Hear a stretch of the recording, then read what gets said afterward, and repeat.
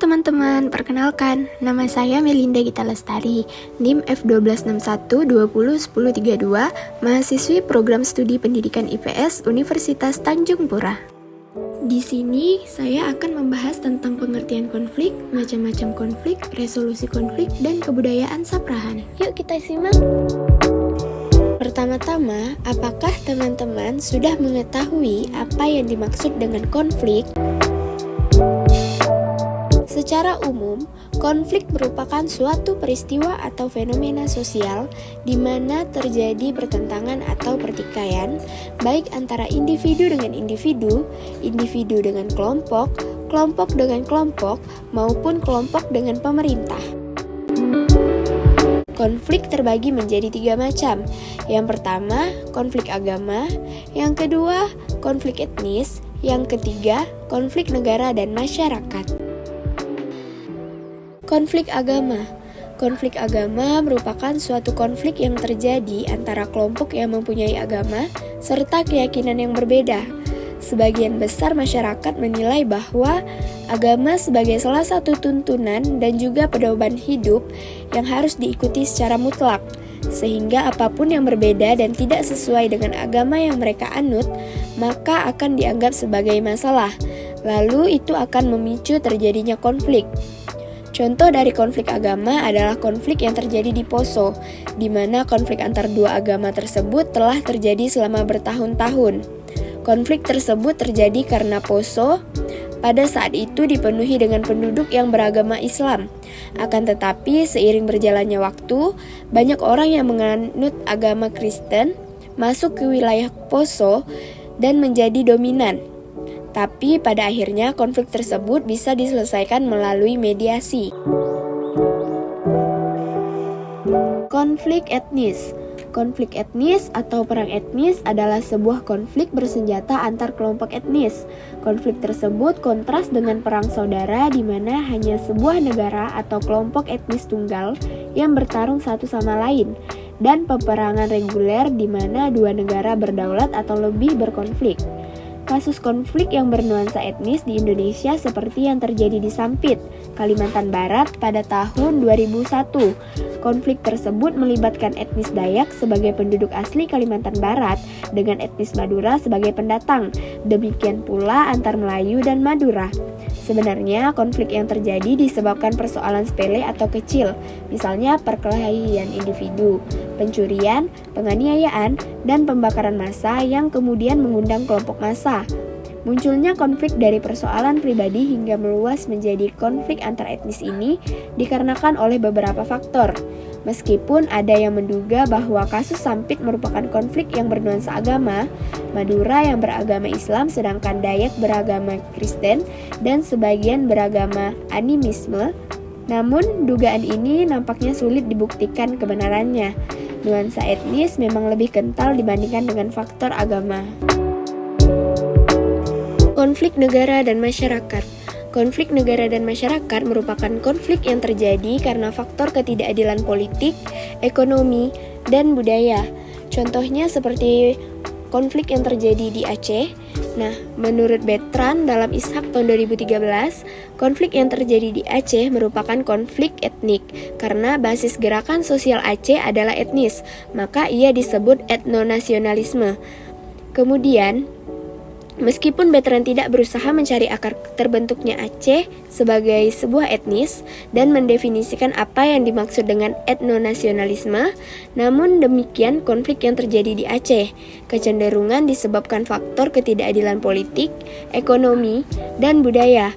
Akibatnya Aceh mengedepankan identitasnya sebagai sebuah suku bangsa yang besar dari sisi sejarah dan politik masa lalu. Konflik Kalimantan Barat.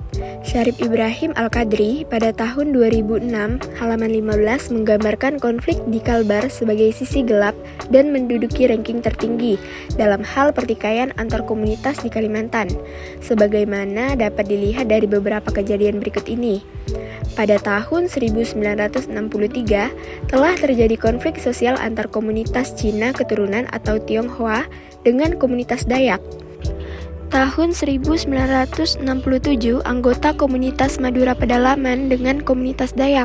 Tahun 1996 atau 1997, anggota komunitas Madura dengan Dayak. Dan konflik antara Melayu Sambas dengan Madura Sambas terjadi pada tahun 1998 atau 1999 di Kabupaten Sambas. Pada tahun 2000 terjadi lagi konflik antara anggota komunitas Madura Pontianak berbaur dengan anggota kelompok lainnya. Salah satu konflik yang terjadi di Kalimantan Barat ialah kerusuhan yang terjadi di Sambas pada tahun 1999. Kerusuhan Sambas merupakan pecahan kerusuhan antar etnis di wilayah Kabupaten Sambas dan sekitarnya, di mana terjadi kejengkelan masyarakat Melayu terhadap para oknum pendatang dari Madura. Pemicu kerusuhan Sambas muncul sejak tahun 1990-an.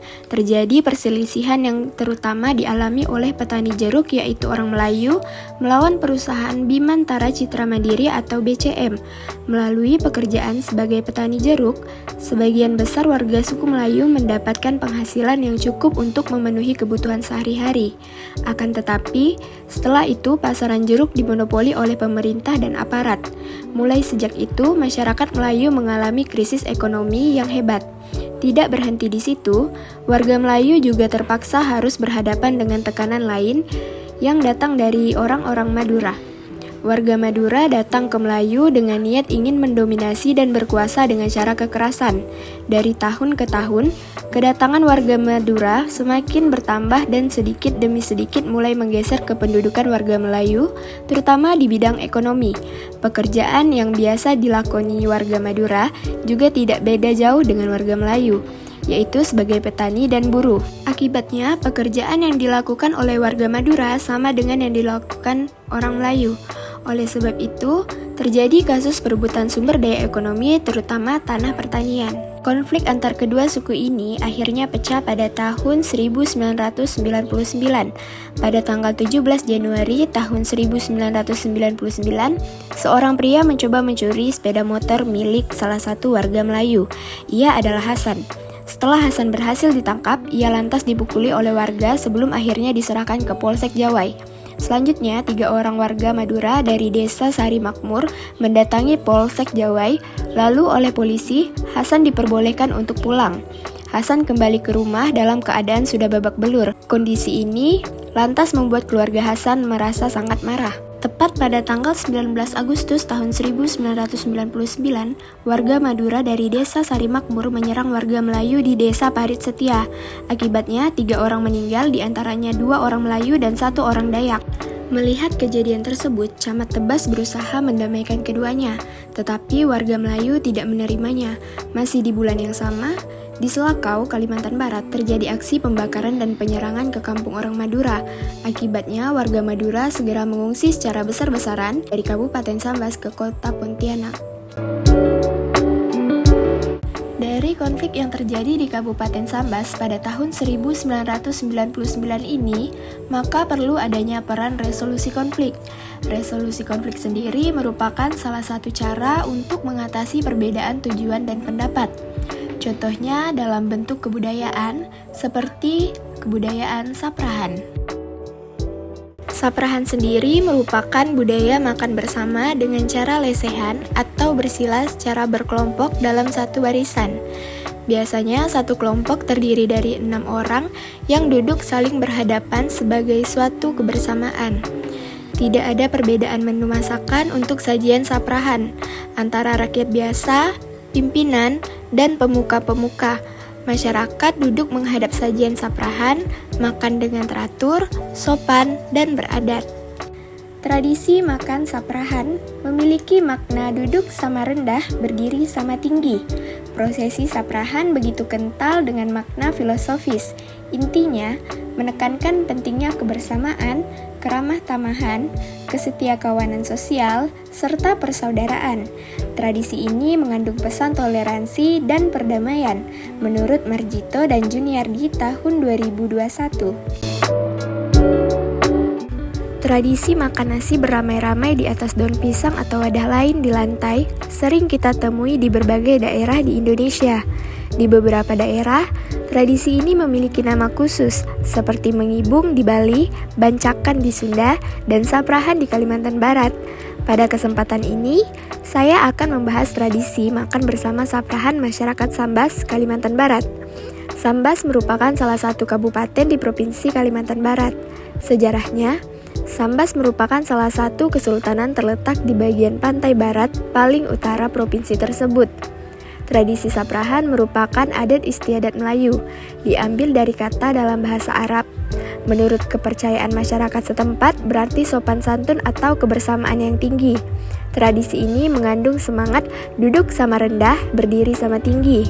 Saprahan sendiri artinya berhampar, yakni budaya makan bersama dengan cara lesehan atau bersila secara berkelompok dalam satu barisan. Biasanya satu kelompok terdiri dari 6 orang yang duduk saling berhadapan sebagai suatu kebersamaan. Pada prinsipnya, tradisi saprahan adalah tradisi adat rumpun kerajaan Melayu, termasuk di Sambas. Tradisi ini juga berlaku di Pontianak, Singkawang, Mempawah, atau daerah lainnya yang masih kental budaya Melayu. Berkaitan dengan tata cara makan, tidak ada aturan tertulis untuk tata cara makannya, menghidang, dan menu hidangan yang sedianya disajikan, tetapi tetap ada etika dan kekasan yang dijaga. Khusus saprahan di Sambas, sajian saprahan tetap ada menu nasi sebagai menu utama. Selain menu utama, terdapat lauk pauk seperti sapi, ikan, dan sayur mayur. Biasanya saprahan diadakan ketika ada acara pernikahan, syukuran, atau selamatan maupun tahlilan. Tradisi saprahan dalam masyarakat Sambas sangat identik dengan agama Islam yang teraktualisasi pada 6 rukun iman dan 5 rukun Islam. Dalam konteks ini, tradisi saprahan biasanya satu kelompok terdiri dari 6 orang, sesuai dengan rukun iman. Sementara itu, untuk lauk pauknya yang dihidangkan biasanya 5 piring, yang diartikan sebagai rukun Islam. Dan yang menariknya, tidak ada perbedaan antara sajian saprahan untuk rakyat biasa dan pemimpin atau tokoh di kampung. Semuanya sama saja. Sajian yang disantap tidak menggunakan sendok, tapi menggunakan tangan atau disuap. Sedangkan untuk mengambil lauk pauknya dilakukan menggunakan 2 sendok. Sebagai sebuah tradisi yang sangat islami, tentu kita bisa menjaga dan memelihara tradisi masyarakat yang baik itu. Karena melalui media saprahan, kita juga akan saling mengenal tetangga, terjalin hubungan kekeluargaan yang kental. Dengan demikian, itu menjadi modal penting dalam kehidupan bermasyarakat. Sebagai sebuah tradisi, saprahan yang berupa jamuan makan yang melibatkan banyak orang dan duduk dalam satu barisan, saling berhadap-hadapan, serta duduk satu kebersamaan, tentu mengingatkan kita pada filosofi berat sama dipikul, ringan sama dijinjing, atau berdiri sama tinggi, duduk sama rendah. Filosofi itu tepat untuk menggambarkan kebersamaan dan semangat gotong royong masyarakat Sambas yang hingga kini masih terjaga dengan baik. Tradisi saprahan merupakan salah satu resolusi konflik di mana dalam saprahan ini dapat mengundang masyarakat dari berbagai macam etnis tanpa memandang latar belakang antar individu, baik secara ekonomi, sosial, maupun budaya, sehingga dapat berkumpul bersama dan terciptanya interaksi antar etnis yang harmonis. Hubungan antar etnis yang harmonis ialah saling bekerja sama, saling menghormati, dan menghargai kebersamaan etnis masing-masing. Tradisi saprahan juga dapat membangun relasi sosial atau hubungan yang berlangsung lama, karena saprahan merupakan kegiatan yang diadakan ketika ada acara pernikahan, syukuran, atau selamatan maupun tahlilan. Tradisi saprahan juga merupakan tradisi baku masyarakat untuk membentuk kehidupan bersama bagi mereka yang mengikatkan diri dalam kebersamaan. Dalam hal ini, tradisi saprahan sebagai kearifan lokal dapat dikatakan sebagai sarana untuk menyatukan berbagai macam etnis sehingga dapat mencegah terjadinya konflik antar etnis. Nah teman-teman, dapat kita simpulkan bahwa tradisi saprahan ini dapat mempererat tali silaturahmi antar masyarakat dan meningkatkan rasa kebersamaan tanpa memandang latar belakang dari setiap individu, serta berguna untuk meminimalisir terjadinya perpecahan di masyarakat. Nah teman-teman, demikianlah materi yang sudah saya sampaikan. Sampai jumpa di materi selanjutnya. Dadah!